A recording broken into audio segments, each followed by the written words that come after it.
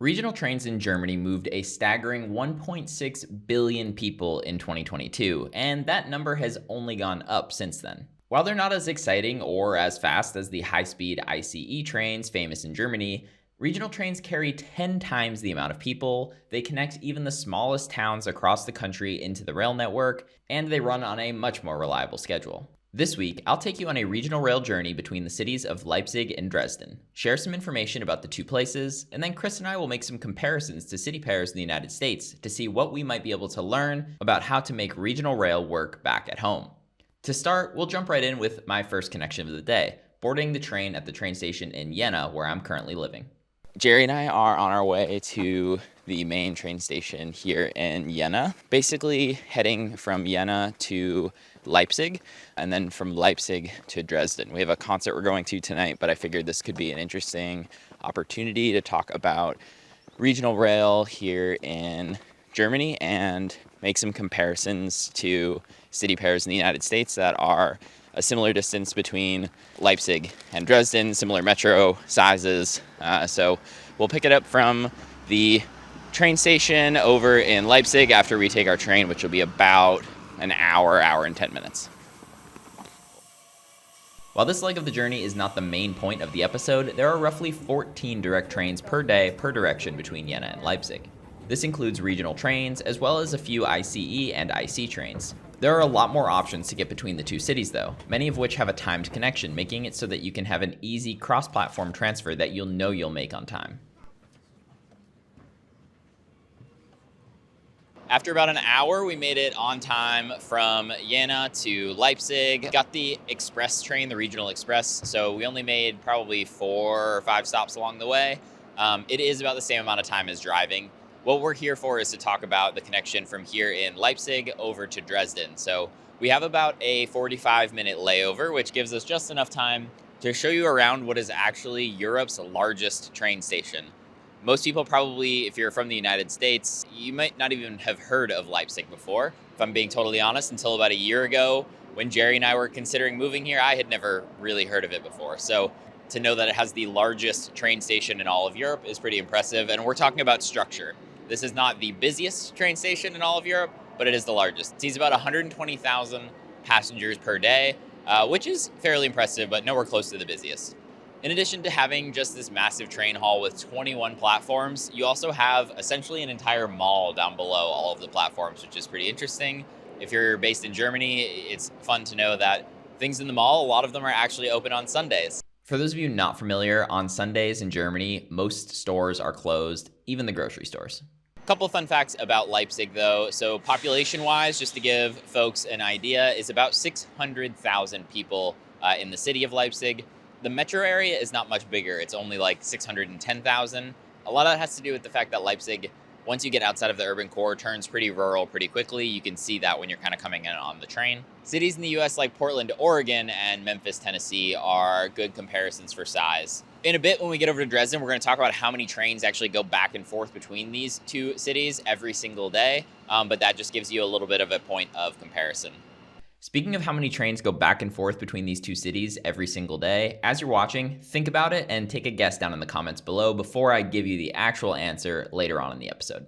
If you're interested in learning more specifically about this station, the YouTube channel City for All did an entire deep dive into the station as well as the tunnel that goes underneath this station.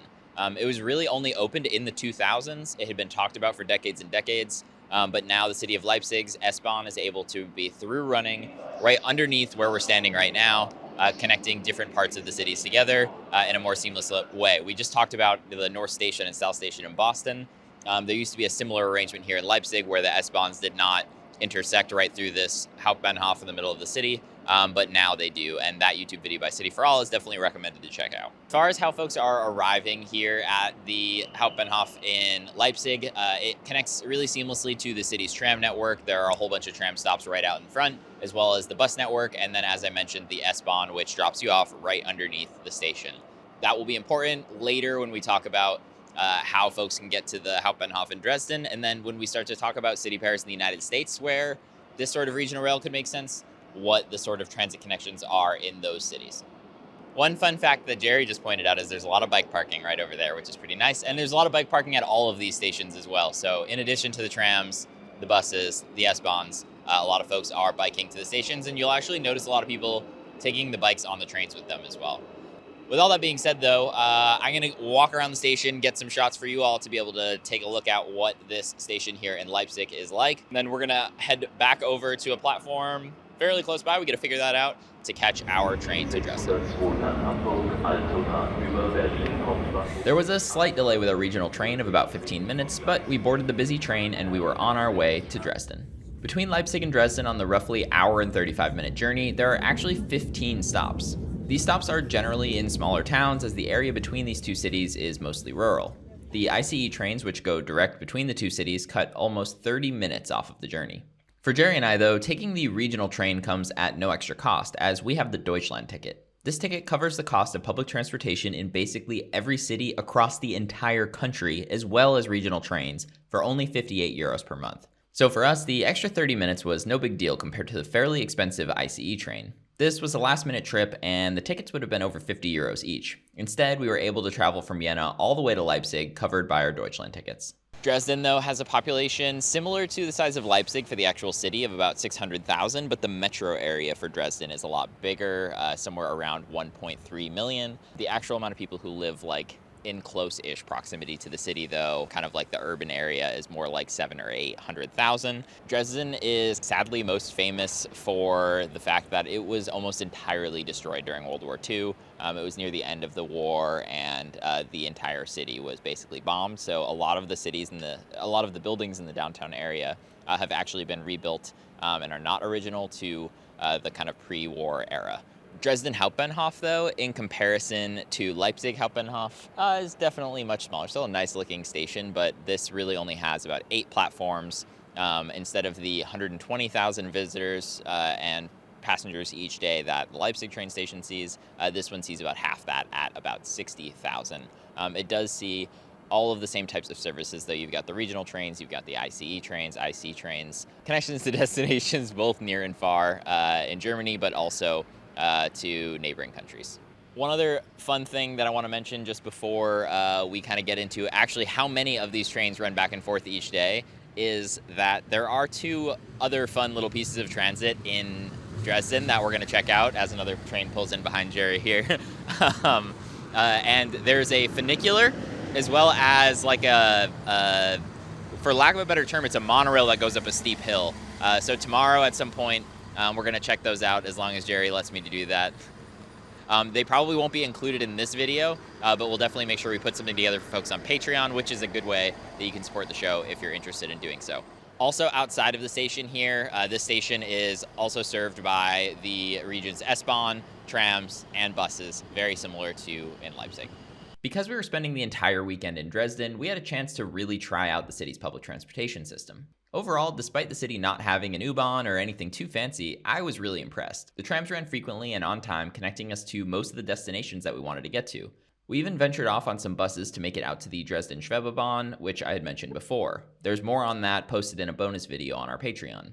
They were easy to navigate, the buses, heavily used, and they ran frequently, at least by my US standards. Even after our concert, they were ready with extra trams stacked up, ready to take everybody home. All right, now that you've learned more about Dresden, you've learned more about Leipzig, you've seen the train stations in each of these places, you've gotten to see a little bit of the journey, I'm going to give you one more moment here to think about how many trains go back and forth between these 2 destinations every single day. And then after I give you that number, we're going to go back, I'm going to talk with Chris, and we're going to try to find some other similar city pairs in the United States that are similar distances away from each other, that have similar populations, and kind of take some lessons from this corridor here between Dresden and Leipzig and kind of apply them to what could be in the United States. I also made Chris take a guess. Here was his answer. I would say, let's say there's 24 total trains a day. All right, you've had enough time to guess. The number of trains that runs back and forth between these stations is nearly 40 every single day in each direction, which is pretty wild. I had to double count it this morning when I was like, is it actually 40? I'm going to go and look. And it's like 37 or 38 trains starting around 4 in the morning and running until basically midnight. most of the day it's every half an hour or better. You've got a train, either a regional train, an ICE train, or an IC train, kind of making that journey. So without further ado, though, let's jump back to a conversation with Chris back at home, and we'll kind of talk about those city pairs in the United States.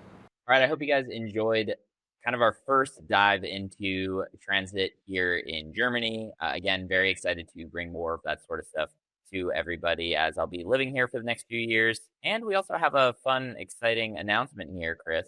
Yeah, I Share will that. be coming to Germany to visit you. We're gonna do several cities across Europe, starting in Vienna, actually, traveling back in through Germany and a couple other countries. We're still trying to figure out the final part of that plan, but I'm really excited to finally be on the ground and actually film some content in Europe.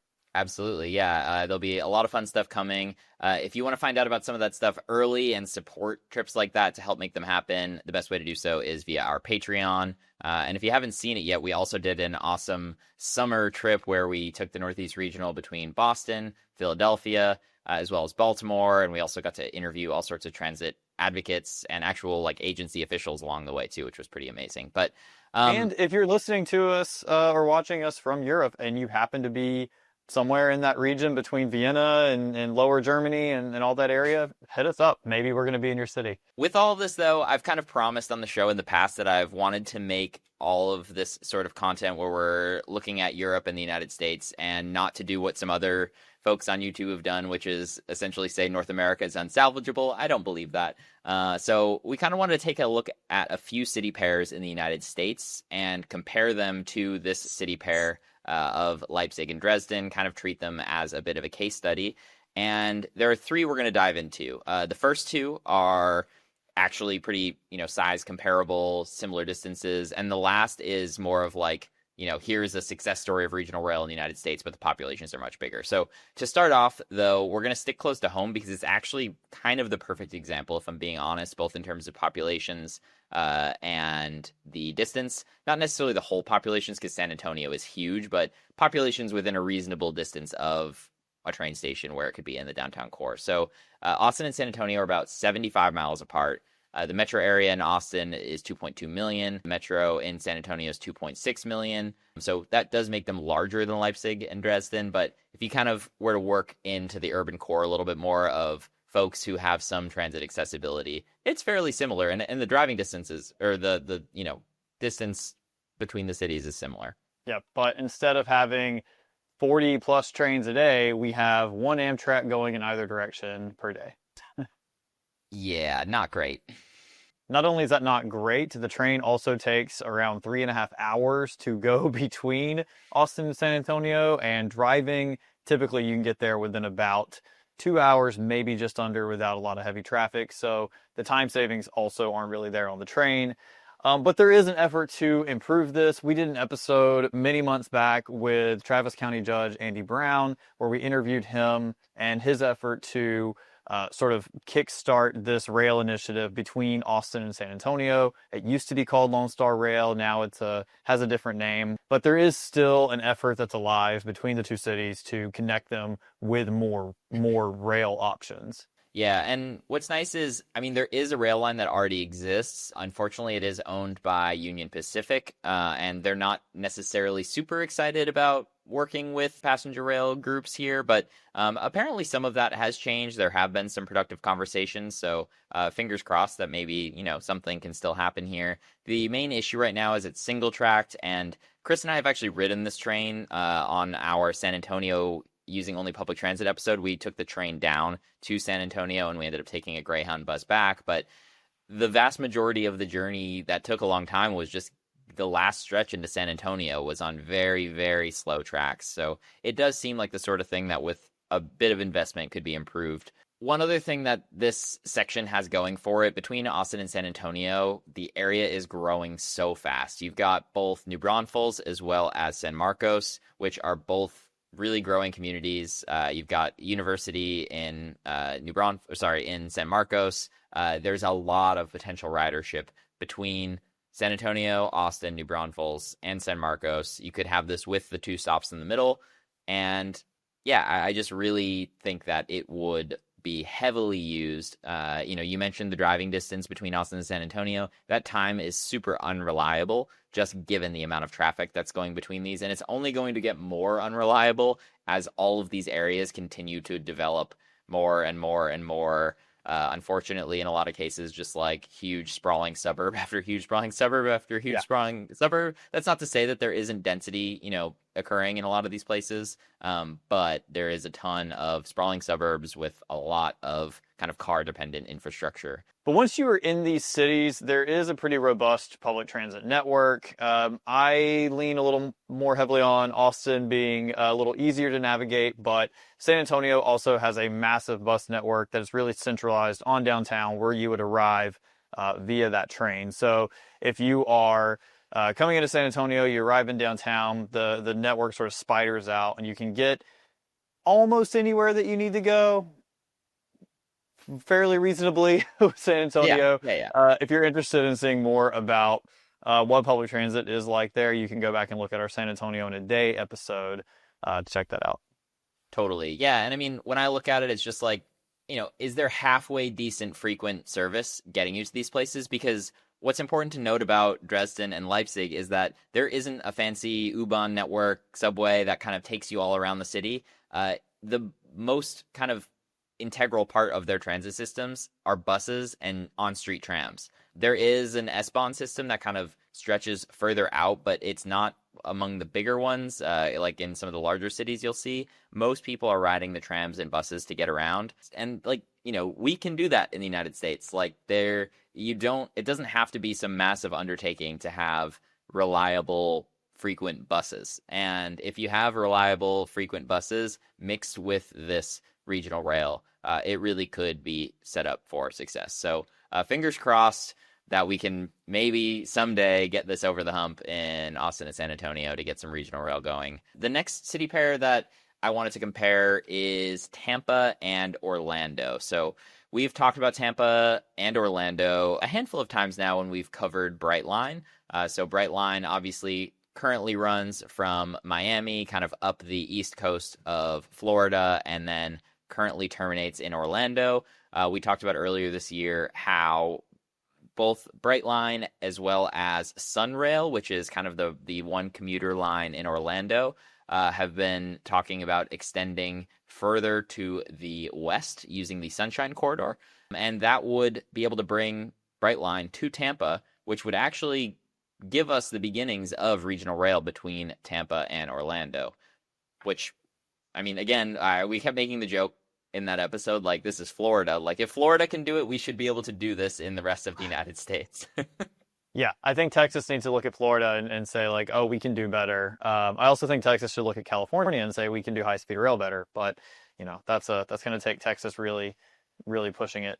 The city pair is really interesting to me because both are fairly large cities, but also they attract a lot of tourists. Orlando is the most visited city in the United States, I think, as far as number of tourists go, because you have Disney and Universal and all of the parks and entertainment that's happening.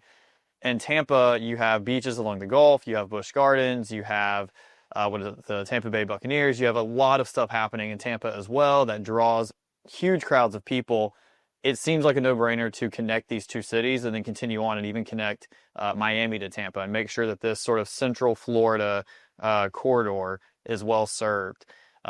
This seems like another perfect option, as you said, for this better rail connection. Absolutely. And when we look at the kind of existing public transit networks in both of these cities, this is the area where it could use a little bit of work. If you were to look at Austin or San Antonio's kind of frequent routes map, you would see, every 15-minute frequencies covering a decent amount of the city, at least during peak times, weekdays. When you look at Orlando, and to full disclosure, I haven't used public transit in Orlando before. I haven't been to Florida in a very long time. Same goes for Tampa, but just looking from afar, Orlando's map shows their most frequent ones, like, your frequent network as every half an hour or better. They have buses that run every 15 minutes or better in some cases, but there are so few of those routes that they're not even allocated like a specific line color. The main section on the map is every 30 minutes or better. Waiting for a bus every 30 minutes when you're relying exclusively on public transit is just so annoying and hard. I've actually had more experience. Here's a little bit of a knock on German transit, actually. I've actually had more experience having to do that here now because car free here. I don't have a car. On Sundays in Germany, famously, well, I guess not famously because I didn't know this before necessarily. Everything's closed, basically. Grocery stores closed. Like you can go to restaurants and stuff, but like stores are closed. And the transit, at least in Jena where I live, basically drops down to not on everything, but on some of the routes, it's basically every half an hour, and it's hard to plan around. Like you really have to be thinking about what you're doing. So I'm not going to go stand somewhere for 25 minutes waiting for a bus or a tram to come. So every half an hour, when you're talking about regional rail, like you just took a train from from Tampa to Orlando, you get off and you had just missed it, and now after taking the train, you're now just standing there for 25 minutes to catch a bus, and you definitely don't want to have to do a transfer from there. Like the time adds up and makes it tricky. So as far as the local transit goes, definitely some room for improvement. Although Orlando does have the Sunrail and are planning on expanding it with this kind of Sunshine Corridor. Just to put some context to how many trains per day Tampa to Orlando could see, we're guessing a little bit here, but presently between Orlando and Miami, Brightline has 10 trains per day per direction. So if we extrapolate that out to, that they're going to continue along, could be estimating again 10 trains per day per direction. So it's not bad. It's not 40 per day per direction, but 10 per day per direction is a great start for Florida. It's great in the U.S. Yes. Yeah. And that brings us to our third pair that we want to really highlight here. And this will be no surprise to anybody who knows anything about transit.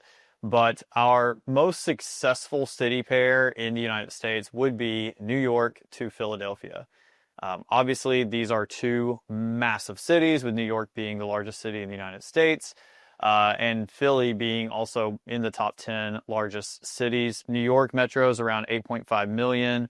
Philly is around 6.2 million. So massive population centers. And when I say they're a success, they are a success because there are 45 trains a day between Amtrak, Northwest Regional, and I think the Keystone. So a lot of options to get between these two cities. Yeah, absolutely. And both of these cities are supported by some of the better transit networks in the United States as well. Unfortunately, we did cover this a while ago. I did an interview with Steven from the YouTube channel, How We Get Around, on SEPTA. We had a fairly optimistic tone to the funding situation in that interview. And unfortunately, I mean, usually I'm pessimistic, and he really convinced me. And I I actually thought, too, that there would come to an agreement here, but we're hoping to do a detailed update on this situation in next week's episode, so keep an eye out for that. If you're not subscribed, make sure you are so you don't miss it. Not the point of this episode. Philly and New York both have robust transit systems which kind of help feed riders into the system. I also think here, and let me know what you think, Chris, I don't know, I think that the fact that these cities are old helps here. I mean, the rail infrastructure was built up so long ago. They're some of the first cities in the United States. So it was kind of already set up for success in that regard because, in like Florida, these cities in Florida are not nearly as old. These cities in Texas are not nearly as old. Although in Texas, I mean, a lot of this was built around the railroad. So I don't know. Yeah, sure. I think there are city pairs in the country that are pretty old that could have better connections, but I think one of the larger contributing factors is what you said. They already have pretty robust public transit networks within the city. They're incredibly dense cities, so people are already used to using public transit. And the highways between these two cities get very congested as well. So public transit is generally around the same amount of time, if not a little quicker than driving in some cases. So I think all of that contributes to more riders using the service. Right. And to kind of compare this to Leipzig and Dresden a little bit, so they do have a handful more trips per day between Philly and New York City. But I will say, like, the cities are, almost 10 times as large. So, that's not to say that. And to be clear, too, between Philly and New York City, there are other ways to make the journey. So you can do it with a transfer in Trenton right now, utilizing both New Jersey Transit and SEPTA, although I actually do think that the SEPTA portion of that is going to be more difficult to do with the transit cuts, because I know the regional rail is seeing a lot of cuts in addition to like the subway service ending at 9 p.m. and things like that. So, when we make the comparison, it is great that we have 45 trains per day on Amtrak between Philly and New York City, but that's almost the same as like what Germany has between their eighth and ninth largest cities or something like Yeah. that. So, And I think this is a good case study to look at for other city pairs in the United States, because another reason people take the train more often is if you're traveling between these two cities, they're not far enough to fly between. You can definitely fly from Philadelphia to New York. That's an option. right. But in general, if you want to have a more leisurely experience, it's not going to really be any more inconvenient to take the train than fly between these two places. Similar to Austin, San Antonio, you can't fly between these two cities. You have to do a connection in either Dallas or Houston. But, we should look at these city pairs that people probably do travel to and would prefer an alternative to flying. Now, the airline industry is not going to like that. But if we were being really serious about things like climate goals, which we're not currently, that would be the option to look at, is how do you replace these flights with really fast, reliable electric train service? For sure. And I would say even in the beginning, you mentioned fast in particular. I also want to be clear that I don't think in all of these cases we need like full high-speed rail right away. Like high-speed rail is great. I think full high-speed rail should be the goal in a lot of these cases. But some of these systems can be really successful with just like halfway decent speed rail. So for example, the fastest that I could catch the train we were on between Dresden and Leipzig going was about 160 kilometers per hour. That is about 100 miles per hour. So that is fast. Now, I will say, though, that regional train that goes between, the one that actually makes the stops, the ICEs go direct. Those goes, just directly from Leipzig to Dresden. But the regional ones have 15 stops in between, that's a lot of stops. Now, it is a fairly quick journey still. It's only about an hour and a half to get between it's an hour and 35 minutes versus about an hour and 10 minutes on the direct kind of higher speed line there. But it doesn't have to be super fast for it to be effective. It's, comparable to the driving time between them, except you're just getting dropped off right in downtown. You're not worrying about parking. You wouldn't fly between these two cities either, to your point. So, for example, with either the Tampa example or Austin and San Antonio, if you could have a train that was averaging even 70 miles per hour, it would be a major win. I keep going back to the Austin and San Antonio one because it would be so clear that you would just have two stops really in between, maybe a third somewhere if it, you could have some express trains and some that stopped at every station. You could make that journey really seamlessly with just some, you would definitely need to do a couple adjustments. You would need to double track it, obviously, which is probably the biggest hurdle to this, but it doesn't need to be high speed or nothing. It can be, all right, let's see what we can do with what we have for now. And then over time, continue to work, how can we make this section faster? How can we make this section faster? Because as I've been here, Germany's system, from what I can tell, it's older, and they're currently going through a lot of issues right now in terms of trying to do these modernizations of their older systems. But the high-speed trains here are not on their own dedicated systems for the most part. The ICE trains are running on dedicated tracks where the infrastructure has been built, but on the areas where it's not, they're going as fast as they can.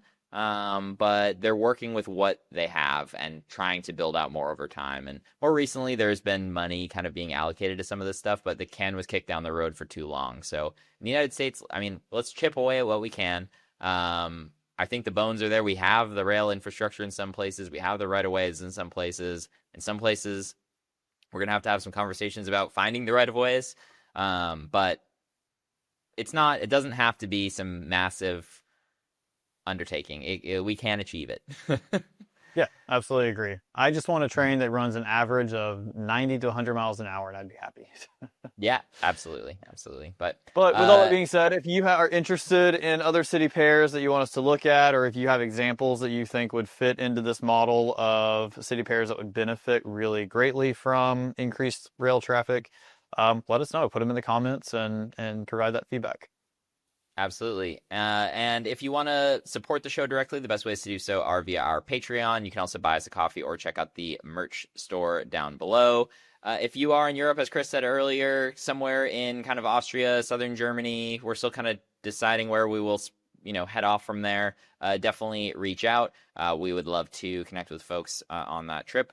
But with all that being said, thank you all so much for watching, and enjoy the rest of your Transit Tangents Tuesday. Yeah, I'm saving that dough. Public transit's where it's at. Watch me go.